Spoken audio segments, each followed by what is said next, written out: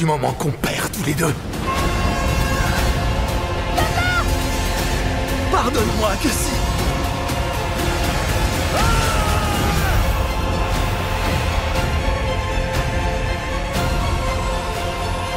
Salut à tous, aujourd'hui on se retrouve pour une nouvelle vidéo critique et cette fois-ci ce sera sur le nouveau film Marvel sorti ce février qui est Ant-Man et la guêpe Quantumania, qui est toujours réalisé par Peyton Reed, qui pour moi est un réalisateur sans forcément de patte artistique, un peu dans le même style que le réalisateur de Spider-Man qui est James White. Déjà moi j'ai un problème avec le personnage de Ant-Man parce que c'est pas... Comment dire, ces films ne sont pas forcément faits pour le personnage. Hormis peut-être le premier, qui a eu une réécriture entre-temps au moment où Edgar Wright s'occupait du film et qui ensuite a été viré. Parce que lui il voulait faire totalement autre chose pour le personnage. Normalement il voulait faire un truc complètement à part de Marvel. Et ensuite, que le personnage soit incorporé pour les films Avengers et tout. Mais il voulait faire un truc un peu comme James Gunn, où les Gardiens de la Galaxie ont leurs propres histoires. Et que Ant-Man, lui, aurait eu sa propre histoire et sa propre évolution. Parce qu'en fait, hormis le premier, Ant-Man 2... Ant-Man, même celui-là, il en fait partie pour moi. Parce qu'en fait, le personnage n'a aucune évolution dans ses films et n'apporte juste que des nouveaux personnages et des artefacts, des objets, des trucs comme ça pour les prochains films, que ce soit Avengers ou pour d'autres films. Pour moi, le personnage est pas très intéressant et c'est pour ça que sur ma critique sur Instagram, j'avais dit que j'étais très déçu là-dessus et que je pense que le personnage aurait eu une bonne évolution et aurait eu peut-être son moment de gloire si c'était Edgar Wright qui était toujours derrière la caméra et que là voilà, parce que pour moi le personnage est vraiment pas du tout intéressant. Les personnages qui évoluent dans l'histoire de Ant-Man, c'est des personnages secondaires, c'est pas lui en fait. Pour moi, il a aucune évolution, que ce soit émotionnelle et tout. Le seul truc qu'il a, c'est de protéger et s'occuper de sa fille. C'est tout. Le reste, rien à foutre. Donc là, on retrouve Ant-Man avec sa famille, sa fille, sa femme, qui est la guêpe, jouée par Evangeline Lilly. Puis il y a aussi son mentor, on va dire, l'ancien Ant-Man, Hank Pym, et sa femme, Janet Van Dyne, qui se retrouve dans le royaume subatomique, je crois, quantique et tout, tout ce qui s'ensuit. Et donc ils doivent essayer de s'en sortir. Mais bon, il y a le grand méchant qui sera dans les futurs films d'Avengers, qui est Kang, qui va essayer de les empêcher de partir d'ici, parce qu'ils auront aussi besoin d'eux pour lui aussi partir de cet univers-là. Donc, alors... pour moi, le film, c'est... Voilà, il est là juste pour apporter à l'univers de Marvel, encore une fois, je vais réexpliquer, et n'apporte rien du tout au personnage. Le personnage est juste là pour faire en sorte que l'univers Marvel avance. Mais voilà, sinon après, le rythme du film reste bon, parce qu'il y a quand même pas mal d'action. Et sinon, en soi, voilà, il y a toujours cet humour de Marvel qui fait toujours tâche, on va dire, pour les films de super-héros. Ensuite, pour les personnages, comme je vous l'ai dit juste avant, le personnage de Ant-Man, pour moi, il n'a aucune évolution. Il est là juste pour essayer de sauver la situation et de s'occuper de sa fille ou de sauver sa fille, ça s'arrête là. Le seul personnage qui évolue, c'est le personnage de Michelle Pfeiffer, je ne sais pas trop comment on prononce son nom, mais en tout cas c'est Janet Van Dyne qui évolue dans ce film, où on en sait un peu plus sur son passé et elle, sa situation et tout. Donc on en sait un peu plus aussi sur le monde subatomique, parce que moi je pensais qu'il n'y avait pas forcément de monde subatomique dans ce dans ce petit monde microscopique. Moi je pensais qu'il y avait juste des microbes, etc., et qu'elle avait réussi à s'en sortir, peut-être parce qu'au niveau de l'espace-temps, il n'y avait pas le même temps qui se passait entre la réalité et ce monde microscopique.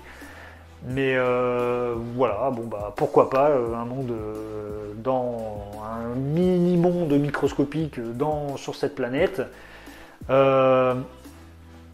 Après Evangeline Lilly, pareil, pas énormément d'évolution sur le personnage de la guêpe. Il n'y a pas forcément d'évolution, donc c'est un peu dommage. Je pense que en plus le film a son nom, donc c'est un peu bête, comme Ant-Man, voilà. Parce que le film se focalise vraiment beaucoup sur Janet Van Dyne. C'est pas forcément sur Ant-Man et la guêpe. Eux, ils sont là vraiment juste pour sauver la situation, quoi. C'est sans plus. Voilà. Donc voilà, on retrouve Kang aussi dans ce film, hein, qu'on a déjà aperçu dans la série Loki, dans la première saison. Donc là, le méchant, bon, on va partir du principe qu'il y a énormément de versions de Kang, donc je pense pas que ce soit la meilleure dans ce film-là, parce que le mec arrive à se faire rétamer par des fourmis, par même Ant-Man et tout, alors que le mec, Ant-Man, on sait très bien, c'est juste un voleur, il sait pas forcément taper les gens. Mais là, le film ne montre pas toute sa puissance, contrairement à ce qu'on voit dans les comics, et puis même contrairement à ce qu'on voit dans la petite aperçu qu'on aurait pu voir dans la série Loki, qui nous expliquait comme quoi c'était quand même quelqu'un de très très important dans le multivers, et que voilà, fallait pas rigoler avec lui. Donc là, je dirais que c'était pas la meilleure version de Kang, parce qu'on aurait dit un adolescent qui, au moment où on le contredit, commençait à taper tout le monde et puis à ne pas être content, et qui passe son temps à faire des grimaces. Oui, parce qu'il passe son temps à faire des grimaces pour montrer qu'il n'est pas content, hein. Ça, c'est vraiment le problème dans ce film. Et aussi au niveau de l'écriture surtout. C'est ça le problème en fait avec ce personnage-là, c'est vraiment l'écriture du méchant. Parce que j'aurais cru voir...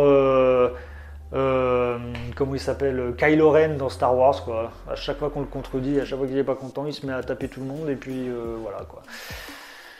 Et donc voilà, donc c'est pas un problème, parce que je pense pas que ce soit la version de Kang qui est la mieux, hein. On verra ça peut-être dans les Avengers, dans les prochains. Mais par contre, je trouve ça dommage qu'on se retrouve avec cette version-là, et je pense aussi que le film aurait pu aller un petit peu plus loin. Je pars du principe, parce que oui, c'est une vidéo spoil, donc je vais spoiler, parce qu'à la fin, on voit que Ant-Man se fait quand même bien victimisé par Kang, et ils auraient pu donner de l'impact émotionnel. Parce que dans le sens où, si l'un des personnages meurt, moi je pensais que, allez, peut-être Janet Van Dyne aurait pu mourir, parce que ça aurait pu donner un impact pour les personnages, un impact émotionnel. Ant-Man aurait pu mourir pour donner un impact émotionnel pour sa fille, puis même pour la guêpe, sa femme. Ils auraient pu faire beaucoup de choses. Le problème, c'est qu'ils ne sont pas allés loin, parce que ça reste Marvel, il faut que ça reste lisse. Faut pas que les enfants aient peur, hein. Oui, voilà.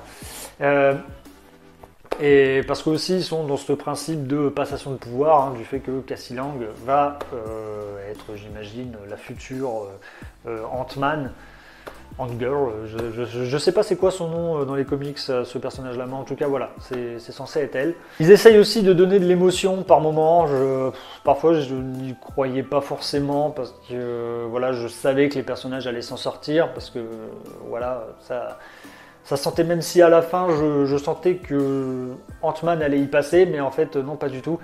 Mais voilà, je savais que les personnages n'allaient rien, que les personnages allaient s'en sortir, donc pour moi l'impact émotionnel était vraiment au plus bas, donc j'y croyais pas forcément.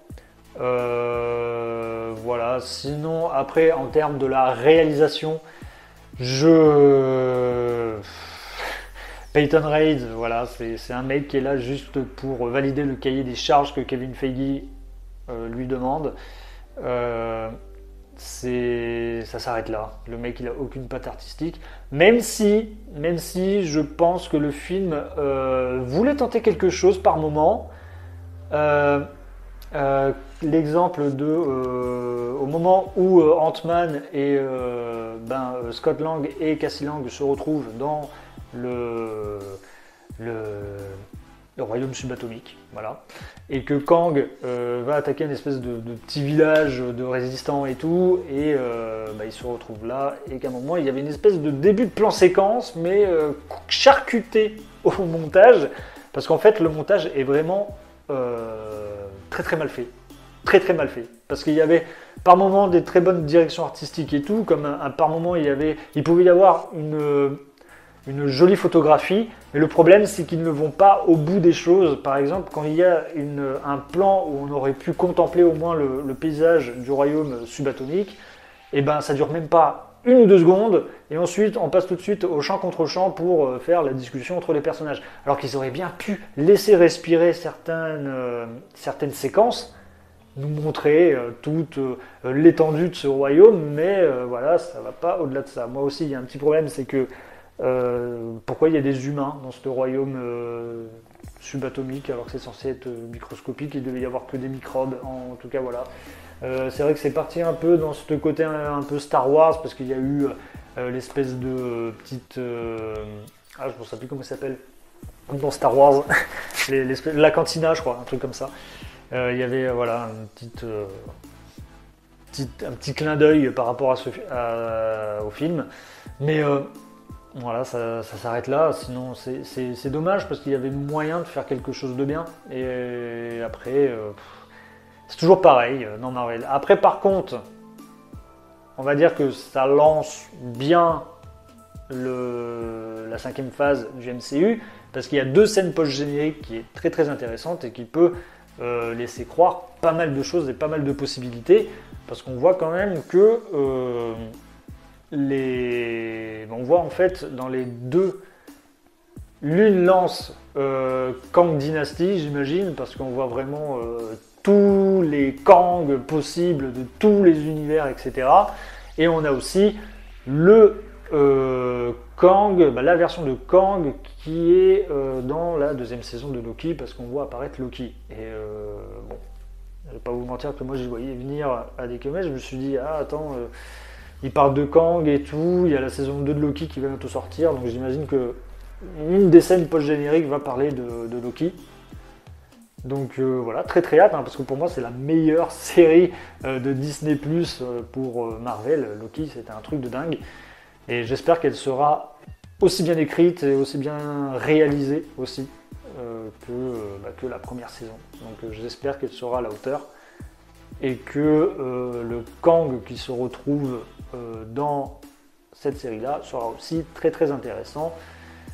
Et que voilà, c'est vrai qu'avec Kang, il y a plusieurs possibilités, et c'est ça qui est le plus intéressant dans les films Marvel. Donc même l'acteur pourra jouer et interpréter n'importe quel Kang avec n'importe quelle émotion, qui peut être méchant, gentil, il peut apporter différentes versions et différentes émotions. Bon bah voilà, vous avez eu mon avis pour le film Ant-Man et la guêpe Quantumania, qui est sorti le 15 février au cinéma, qui est le dernier film Marvel sorti à ce jour. Donc n'hésitez pas à me dire en commentaire ce que vous avez pensé du film, n'hésitez pas aussi à laisser un petit pouce bleu si vous avez aimé la vidéo, et à vous abonner à la chaîne. Moi je vous dis à une prochaine vidéo, ciao!